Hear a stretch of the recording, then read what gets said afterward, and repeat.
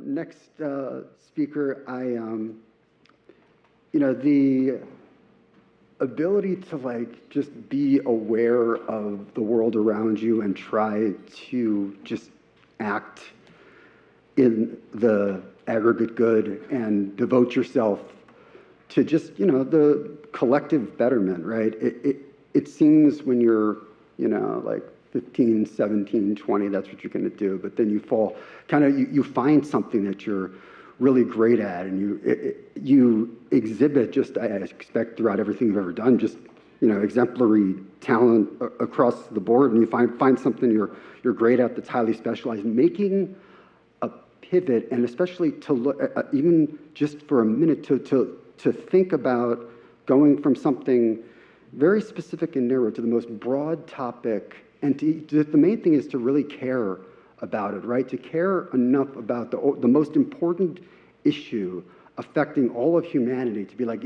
I'm great at some very highly specialized things, but I want to put myself in a situation that's incredibly challenging, incredibly demanding, and I'll leave it knowing so much about the natural system and the changes we're making that are existential, and how I can be part of the solution, to even see from inside a very intense and specialized career that's even possible to do that, and going through and doing this and earning this degree with the level of sophistication and just talented, not necessarily, but just really getting stuff, not just in the places you'd expect, like somebody who has a background in law or the humanities is going to get, but, really making some serious progress in systems thinking that I don't know if, similar background, if in 1 year I would have been able to flip a switch this quickly. So it was really impressive to watch performance in the summer, and then the execution of what I think is a superb capstone. Our next presenter is Kirsten Kube, and the project is Mother Reef.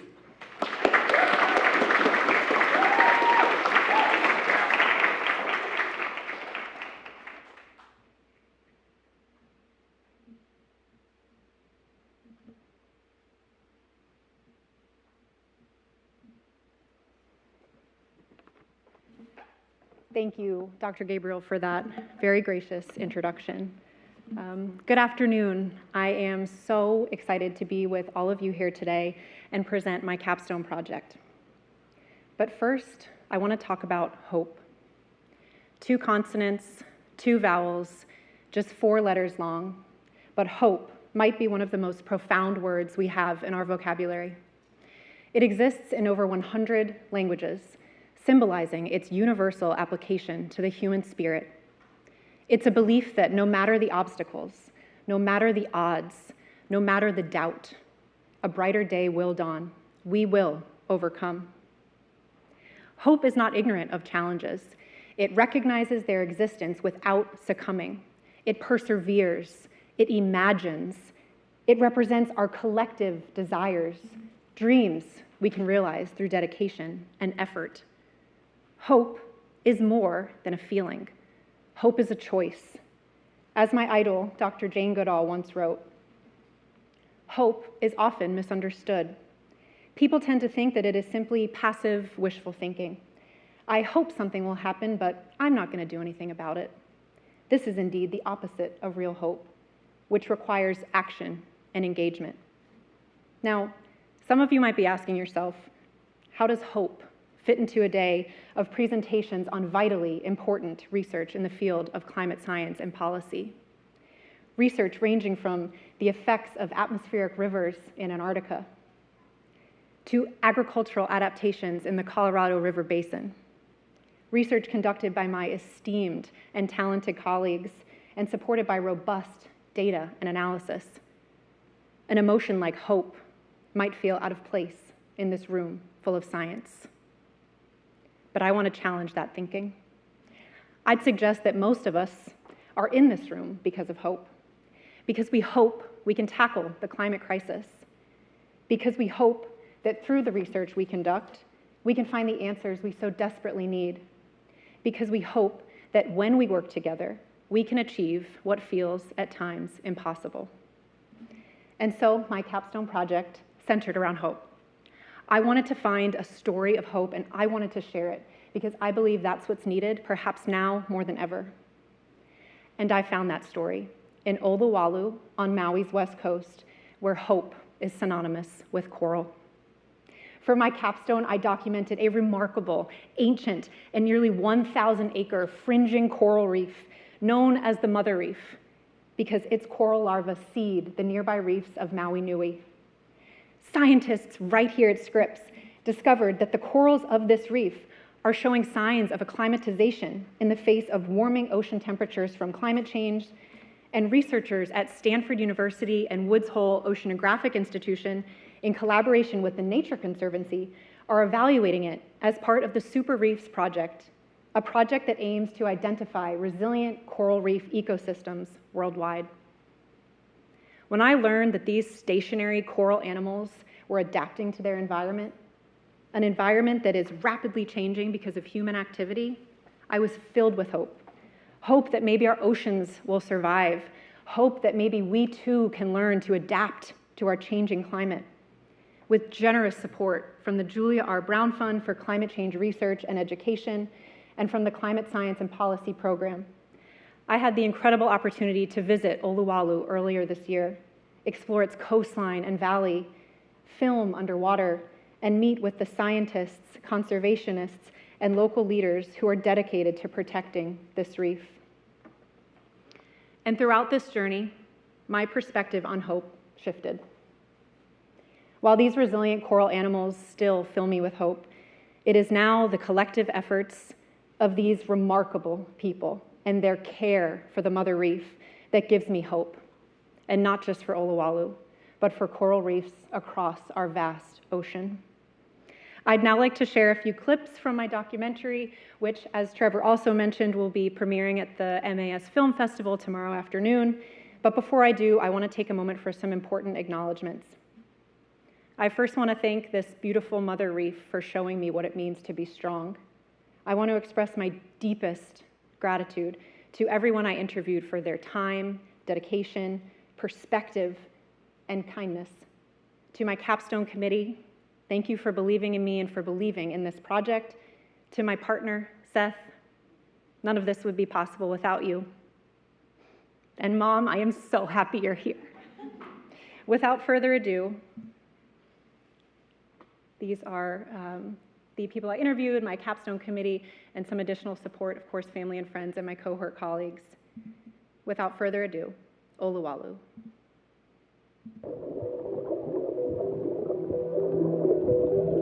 Coral reefs cover less than 1% of the ocean floor, but they support over a quarter of all marine life. They protect shorelines from erosion and wave action, preserve biodiversity, recycle key nutrients, and are a source of food and income for millions of people on our planet. But they face a global threat: rising ocean temperatures from climate change, with coral bleaching events now occurring more frequently than ever before. But one reef on Maui's west coast is showing signs of resilience. Nestled along the shore lies Oluwalu, a living, breathing, and vibrant underwater sanctuary. At the surface, waters fluctuate from colors of indigo to sapphire to turquoise. To the passing observer, it's a beautiful patch of ocean. But beneath the softly rippling waves, an extraordinary truth is revealed: a centuries-old coral ecosystem of ancient resilience, quiet strength, and profound wisdom.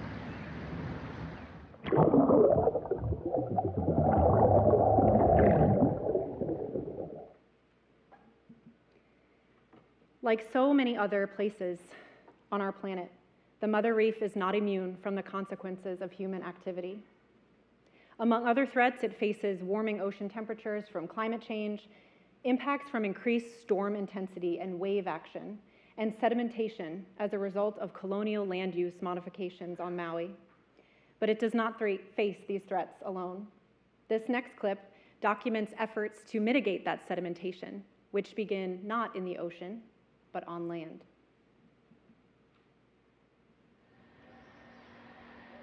Because this is our indigenous forest, these are plants that are known to grow here in this area, some specifically to the valley, some not quite. We have a few endangered plants in there too, which is really awesome. Another aspect of what we're doing here too, right? So we're keeping endangered plant seed stock alive. Aloha, my name is Tej Roy. I am the project manager here at Kipuka Uluwalu. The work being done on Kipuka Uluwalu's property, high in the Uluwalu Valley, safeguards the reef below. Here you'll see all of our flags in the high water zone down there. So those plants are more sedges and grasses that are notorious for holding in sediment. But it's a lot of ahuava and many spiked sedge. They hold the soil really good. Ahuava, we have spots where we've had ahuava 4 feet underwater, raging water, and they're still there. But these efforts don't just begin and end with stream restoration. Taro fields, or lo'i, play a crucial role as well. Well, I was raised in taro farming, and this is a cultural reserve, so it's like all the other things that we're doing here, the science, everything's really good, and it's just really important we get the kids up here to realize how important this is to culture. It's a way that we did agriculture, but it was also a form of conservation, the way they do it, because it creates new habitat. Not only does it capture the turbidity protecting the reef systems, but it creates a whole different life cycle using no added amendments besides leaves and certain fish guts and things like that. So the emulsions they'd add was all natural, and it would create, this would have been dry land or scrub land or whatever it might have been. You turn it into wetland taro patches that create, you have life cycles for all the different creatures, like the special bugs. We have our own unique dragonflies. When they rest, their wings go back. Like they're unlike any other dragonflies in the world.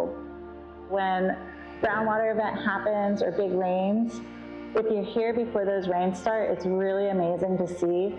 All of a sudden, the water coming into the lo'i turns brown, right? It's full of sediment, and you'll see these slowly fill with brown water, and you'll see them just like domino effect fill with brown water.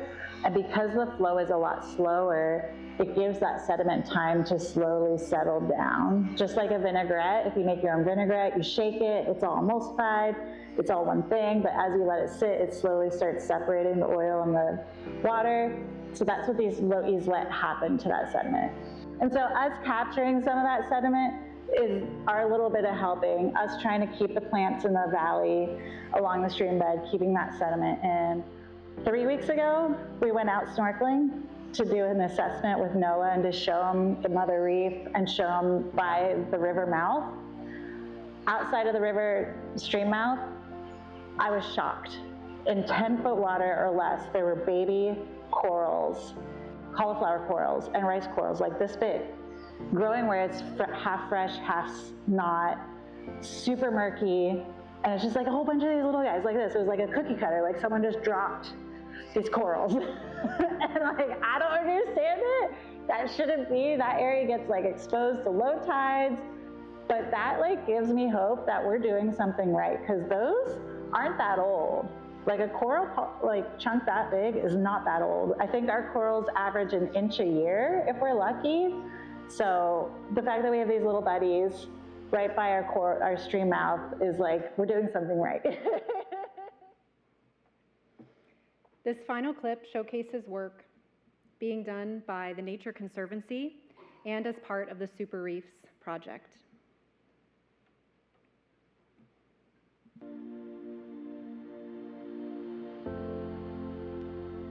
The Nature Conservancy has a variety of projects in Oluwalu and Ukumihame, but one of the things that we do really well is we just advocate And we make sure that that relationship between community and partners of state, county, federal, everybody is in the know. Everybody has an opportunity to hear what's going on. Oftentimes, it's just us having info sessions of community-based projects, just to give people that opportunity to come out and hear and participate. We've got things from sediment reduction, learning what that could look like. We're assisting in the highway realignment with the Department of Transportation. We're looking at fostering a process for marine management with community stakeholders. We've undergone some surveys of the reef to just understand what the benthic looks like. So what fish are there? What are the quantities with the health of coral? Understanding the health of coral and how that's going to adapt with temperature and the wave patterns and all those things. So a lot of things are just understanding the place physically and the people of place and how those can all work together. The people of place know how to steward this place because it goes back generations. It's a thing that's instilled in us and taught from early ages is you malama the aina, you take care of the land and it takes care of you, right? It's a reciprocal relationship. And not just that, but our kupuna, our ancestors are of the land and the resources. And so it's like taking care of your ancestors and the ones that came before you, and in turn, they're gonna watch over you and make sure that you're safe and taken care of. So it's just a continuous relationship.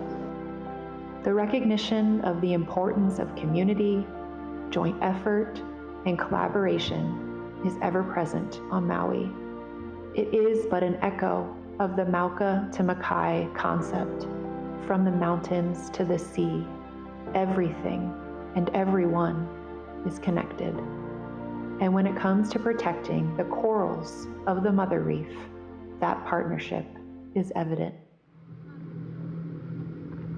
We've learned a lot about the ocean. We've learned a lot about coral reefs. We still don't know everything. There's still so much that we don't know about corals and coral reef and coral bleaching, but we have the technology and the tools and different alliances of different organizations to where, why don't we put this effort together to try to find areas of high heat resistance and use that information to give over to local stakeholders so that that way they can increase the protection of those areas. And so Super Reefs was formed between the Nature Conservancy and Woods Hole, as well as Stanford University, to combine efforts in the ability to predict where these hot spots, these hot reefs, these reefs that are warmer than normal, warmer than everywhere else, where those might be located using a lot of hydrodynamic modeling from Woods Hole, from the Ann Cohen lab. Then we partner with the Nature Conservancy, who kind of is at the local level and kind of has a pulse around the globe of areas and reef areas that want to do enhanced protection conservation, that have seen changes in their reefs, and that are ready for some kind of proactive reef management. So those are some clips. As you can appreciate, it was a challenge to choose just a few. I thank you so much for your time and attention, and I welcome any questions. Thank you.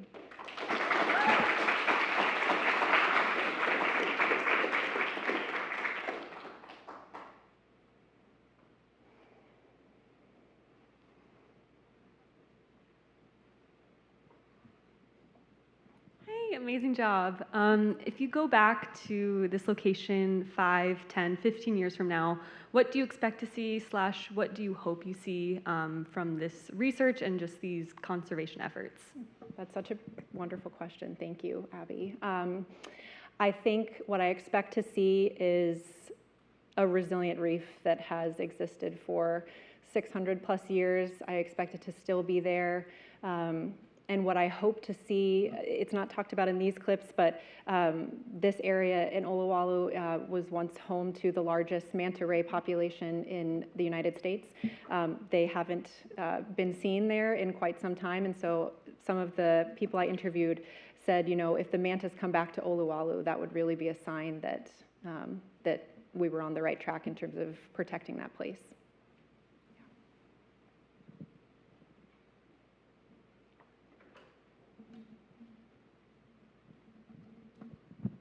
Very nice job. Some of those shots looked very, very beautiful. Did you use some drone footage in there, and were you operating the drone? I did not use any drone footage. There were drone photographs that were provided by the Nature Conservancy, and in editing, I was able to, sort of do a pan with the photographs to make them look as if they were moving, but they were photographs. Yeah. Thank you, guys.